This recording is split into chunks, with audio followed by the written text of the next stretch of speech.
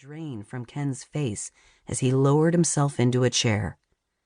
"I'll book the next flight available. And don't worry, Mom. Just pray."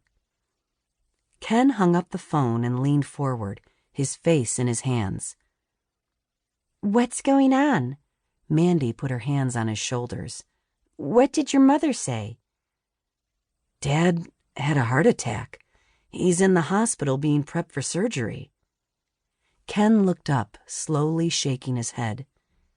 "It sounds serious. I have to go to Kauai, Mandy. My folks need me right now." "Of course they do, and I'm going with you." Mandy's brown eyes darkened as she turned to face Ellen. "Do you think you can manage the B&B while we're gone?" "Of course." Ellen slipped her arm around Mandy's waist. "Now that it's winter, things are likely to be slow here anyway, so don't worry. Everything will be fine. It shouldn't be difficult to run the place by myself." Chapter 1. 2 weeks later. Ellen was up by 6 and ready to face the day. After Mandy and Ken left for Kauai, she'd brought some of her things from home before new guests arrived. With people coming and going, someone had to be in the house at all times. Once in the kitchen, Ellen fixed a piece of toast with apple butter and heated a cup of her favorite tea. She appreciated the door separating the kitchen from the dining room. The noise of her breakfast preparations would hopefully go unnoticed, and neither of the guests would be disturbed. Ellen nibbled on the toast and watched the sun slowly climb into the sky. The Lord can surely create beautiful sunrises and sunsets. But I can't sit here all day taking in the view. Ken and Mandy are depending on me, and it's time to start breakfast for the guests who arrived last evening. After she finished eating and had put the dishes in the sink, Ellen spotted the neighbor's cat darting through the yard with a sparrow in its mouth. Poor little bird. Wish that feline would go after mice and leave our feathered friends alone. When the cat disappeared, Ellen double-checked the menu she'd planned for the middle-aged couple who'd checked in last evening. She would serve them scrambled eggs and sausage, sliced bananas mixed with vanilla yogurt, and blueberry muffins with sweet, creamy butter. There were also 2 kinds of juice in the refrigerator.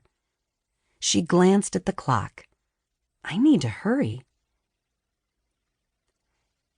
After spending most of the morning and a good chunk of the afternoon scurrying to get everything done before another set of guests arrived, Ellen felt tired. She went into Ken and Mandy's room, where she'd been sleeping since they left, to freshen up before her friend Sadie Kuhns arrived.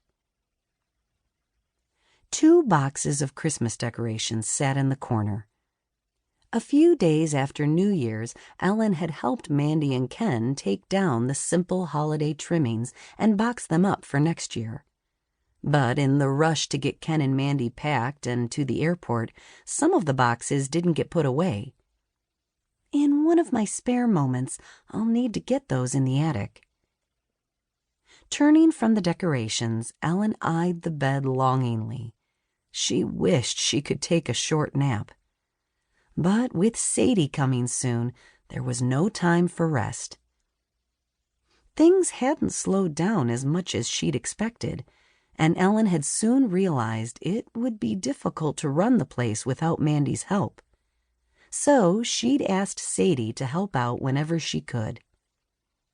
Since her friend worked weekdays at the hardware store in Shipshewana, she was available most evenings and Saturdays.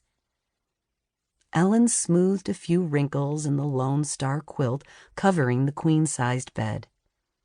Mandy's mother had made it, as well as several others for the guest rooms. Most of the rooms were decorated with an Amish theme, so it was appropriate to have homemade quilts on all the beds. Ellen glanced at the calendar on the far wall. It was hard to believe Ken and Mandy had been gone only 2 weeks. It seemed much longer. But it was a good thing they left when they did.